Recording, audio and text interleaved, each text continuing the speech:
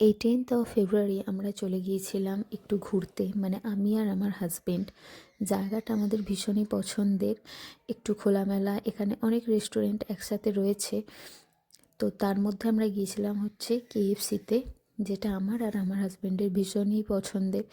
তো আমরা খেতে দুজনে খুবই ভালোবাসি।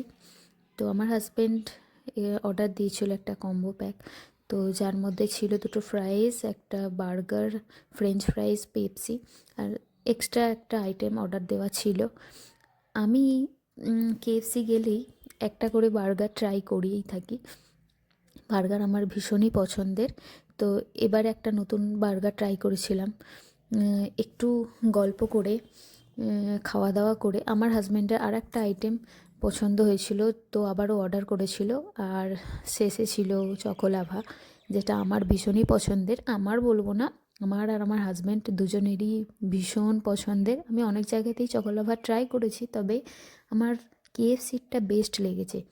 একবার সবাই কেএফসির বার্গার, মানে সরি, চকোলাভা ট্রাই করতেই পারো।